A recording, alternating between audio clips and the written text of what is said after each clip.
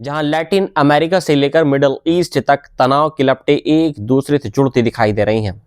और इसकी शुरुआत होती है वेनेजुएला की राजधानी काराकास से, जहां जनवरी की शुरुआत में ही अमेरिका द्वारा की गई सैन्य कार्रवाई को लेकर अब मौतों के आंकड़े तेजी से बढ़ते जा रहे हैं।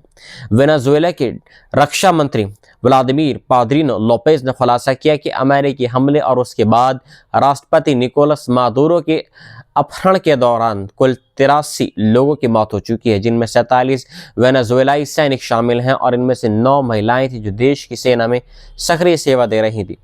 पहले ये संख्या 23 बताई गई थी, लेकिन अब रक्षा मंत्रालय ने पुष्टि की है कि अमेरिकी रेड में मारे गए लोगों की संख्या कहीं ज्यादा थी। इस हमले में 32 क्यूबियाई सैनिक भी मारे गए जो राष्ट्रपति मादुरो की निजी सुरक्षा टीम से जुड़े हुए थे।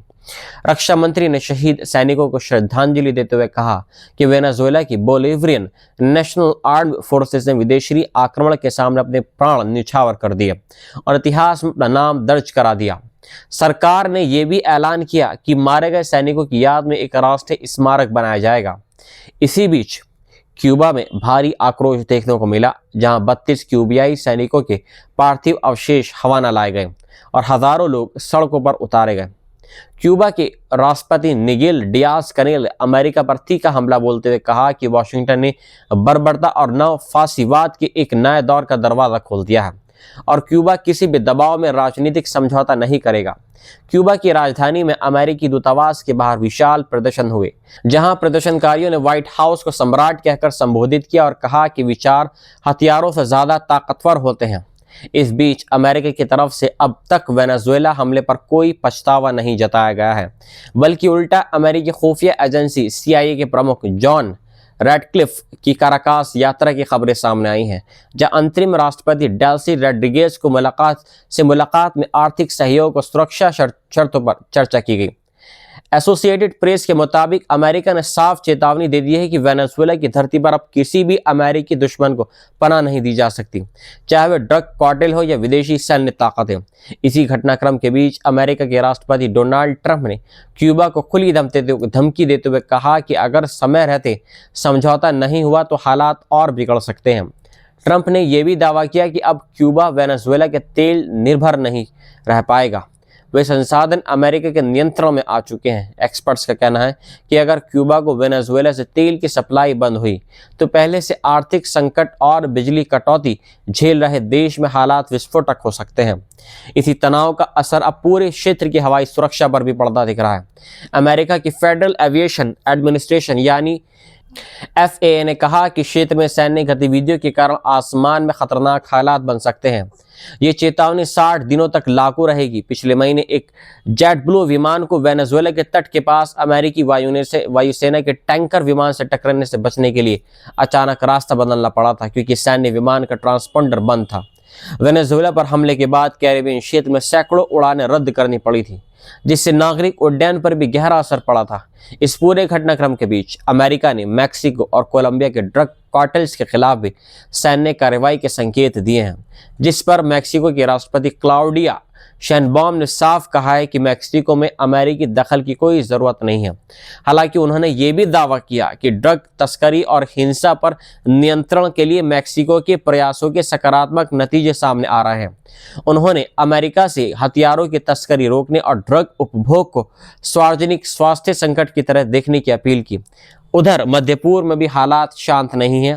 गाजा में संघर्ष के बाद अब ट्रंप प्रशासन ने एक तथाकथित बोर्ड ऑफ पीस का ऐलान किया है, जिसमें ब्रिटेन के पूर्व प्रधानमंत्री टोनी ब्लेयर को शामिल किया गया है। इस बोर्ड में जेरेड कुशनर, मार्को रूबियो और अन्य प्रभावशाली चेहरे शामिल होंगे, जिनका मकसद गाजा में शासन, दोबारा से गाजा को रिबिल्ड करना और सुरक्षा ढांचा तैयार करना, ये सब होगा। लेकिन फिलिस्तीनी समूह और मानवाधिकार संगठनों ने इस बोर्ड पर गंभीर सवाल उठाए हैं। उनका कहना है कि जिन लोगों ने अतीत में युद्ध और कब्जे का समर्थन किया, वही अब शांति का चेहरा बनकर सामने आ रहे हैं। इस बीच गाजा में हालिया हमलों में बच्चों और बुजुर्गों की मौतों की खबरें सामने आई हैं और मलबे के नीचे लाखों लाखों टन अवशेष आज भी दबे हुए हैं, वहां के लोगों के लिए त्रासदी बन चुके हैं। जानकार मानते हैं कि वेनेजुएला, गजा और क्यूबा के मामले एक ही वैश्विक रणनीति का हिस्सा हैं, जहां संसाधनों, तेल, भू राजनीति और सैन्य दबाव के जरिए एक नई विश्व व्यवस्था गढ़ने की कोशिश की जा रही है। सवाल यह है कि क्या यह दौर कूटनीति की वापसी देखेगा या दुनिया एक और बड़े टकराव की तरफ बढ़ रही है?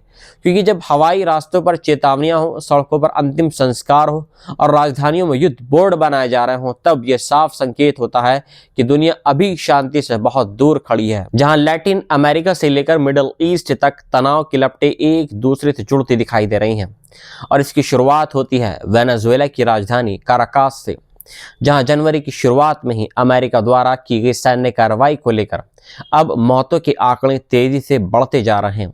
वेनेजुएला के रक्षा मंत्री व्लादिमीर पाद्रिनो लोपेज ने खुलासा किया कि अमेरिकी हमले और उसके बाद राष्ट्रपति निकोलस मादुरो के अपहरण के दौरान कुल 83 लोगों की मौत हो चुकी है, जिनमें 47 वेनेजुएलाई सैनिक शामिल हैं और इनमें से 9 महिलाएं थी जो देश की सेना में सक्रिय सेवा दे रही थी।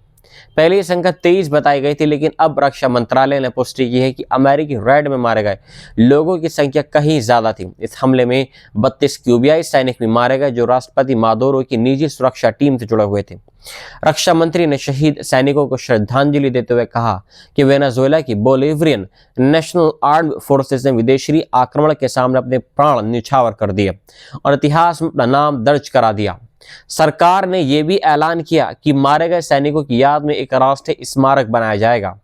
इसी बीच क्यूबा में भारी आक्रोश देखने को मिला, जहां 32 क्यूबियाई सैनिकों के पार्थिव अवशेष हवाना लाए गए और हजारों लोग सड़कों पर उतारे गए। क्यूबा के राष्ट्रपति निगेल डियाज कनेल अमेरिका पर तीखा हमला बोलते हुए कहा कि वाशिंगटन ने बर्बरता और नव फासीवाद के एक नए दौर का दरवाजा खोल दिया है और क्यूबा किसी भी दबाव में राजनीतिक समझौता नहीं करेगा। क्यूबा की राजधानी में अमेरिकी दूतावास के बाहर विशाल प्रदर्शन हुए, जहां प्रदर्शनकारियों ने व्हाइट हाउस को सम्राट कहकर संबोधित किया और कहा कि विचार हथियारों से ज्यादा ताकतवर होते हैं। इस बीच अमेरिका की तरफ से अब तक वेनेजुएला हमले पर कोई पछतावा नहीं जताया गया है, बल्कि उल्टा अमेरिकी खुफिया एजेंसी CIA के प्रमुख जॉन रेडक्लिफ की काराकास यात्रा की खबरें सामने आई हैं, जहां अंतरिम राष्ट्रपति डेल्सी रोड्रिगेज को मुलाकात में आर्थिक सहयोग और सुरक्षा शर्तों पर चर्चा की गई। एसोसिएटेड प्रेस के मुताबिक अमेरिका ने साफ चेतावनी दे दी है कि वेनेजुएला की धरती पर अब किसी भी अमेरिकी दुश्मन को पनाह नहीं दी जा सकती, चाहे वह ड्रग कार्टेल हो या विदेशी सैन्य ताकतें। इसी घटनाक्रम के बीच अमेरिका के राष्ट्रपति डोनाल्ड ट्रंप ने क्यूबा को खुली धमकी देते हुए कहा कि अगर समय रहते समझौता नहीं हुआ तो हालात और बिगड़ सकते हैं। ट्रंप ने यह भी दावा किया कि अब क्यूबा वेनेजुएला के तेल निर्भर नहीं रह पाएगा, वे संसाधन अमेरिका के नियंत्रण में आ चुके हैं। एक्सपर्ट्स का कहना है कि अगर क्यूबा को वेनेजुएला से तेल की सप्लाई बंद हुई तो पहले से आर्थिक संकट और बिजली कटौती झेल रहे देश में हालात विस्फोटक हो सकते हैं। इसी तनाव का असर अब पूरे क्षेत्र की हवाई सुरक्षा पर भी पड़ता दिख रहा है। अमेरिका की फेडरल एविएशन एडमिनिस्ट्रेशन यानी FAA ने कहा कि क्षेत्र में सैन्य गतिविधियों के कारण आसमान में खतरनाक हालात बन सकते हैं। ये चेतावनी 60 दिनों तक लागू रहेगी। पिछले महीने एक जेट ब्लू विमान को वेनेजुएला के तट के पास अमेरिकी वायुसेना के टैंकर विमान से टकराने से बचने के लिए अचानक रास्ता बदलना पड़ा था, क्योंकि सैन्य विमान का ट्रांसपोंडर बंद था। वेनेजुएला पर हमले के बाद कैरेबियन क्षेत्र में सैकड़ों उड़ानें रद्द करनी पड़ी थी, जिससे नागरिक उड्डयन पर भी गहरा असर पड़ा था। इस पूरे घटनाक्रम के बीच अमेरिका ने मैक्सिको और कोलंबिया के ड्रग कार्टेल्स के खिलाफ भी सैन्य कार्रवाई के संकेत दिए हैं, जिस पर मैक्सिको के राष्ट्रपति क्लाउडिया शैनबॉम ने साफ कहा है कि मैक्सिको में अमेरिकी दखल की कोई ज़रूरत नहीं है। हालांकि उन्होंने ये भी दावा किया कि ड्रग तस्करी और हिंसा पर नियंत्रण के लिए मैक्सिको के प्रयासों के सकारात्मक नतीजे सामने आ रहे हैं। उन्होंने अमेरिका से हथियारों की तस्करी रोकने और ड्रग उपभोग को सार्वजनिक स्वास्थ्य संकट की तरह देखने की अपील की। उधर मध्य पूर्व में भी हालात शांत नहीं हैं। गाजा में संघर्ष के बाद अब ट्रंप प्रशासन ने एक तथाकथित बोर्ड ऑफ पीस का ऐलान किया है, जिसमें ब्रिटेन के पूर्व प्रधानमंत्री टोनी ब्लेयर को शामिल किया गया है। इस बोर्ड में जेरेड कुशनर, मार्को रूबियो और अन्य प्रभावशाली चेहरे शामिल होंगे, जिनका मकसद गाजा में शासन, दोबारा से गाजा को रिबिल्ड करना और सुरक्षा ढांचा तैयार करना, ये सब होगा। लेकिन फिलिस्तीनी समूह और मानवाधिकार संगठनों ने इस बोर्ड पर गंभीर सवाल उठाए हैं। उनका कहना है कि जिन लोगों ने अतीत में युद्ध और कब्जे का समर्थन किया वही अब शांति का चेहरा बनकर सामने आ रहे हैं। इस बीच गजा में हालिया हमलों में बच्चों और बुजुर्गों की मौतों की खबरें सामने आई हैं और मलबे के नीचे लाखों टन अवशेष आज भी दबे हुए हैं। वहां के लोगों के लिए त्रासदी बन चुके हैं। जानकार मानते हैं कि वेनेजुएला, गजा और क्यूबा के मामले एक ही वैश्विक रणनीति का हिस्सा हैं, जहां संसाधनों, तेल, भू राजनीति और सैन्य दबाव के जरिए एक नई विश्व व्यवस्था गढ़ने की कोशिश की जा रही है।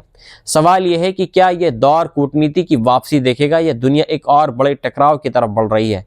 क्योंकि जब हवाई रास्तों पर चेतावनियां हो, सड़कों पर अंतिम संस्कार हो और राजधानियों में युद्ध बोर्ड बनाए जा रहे हों, तब यह साफ संकेत होता है कि दुनिया अभी शांति से बहुत दूर खड़ी है।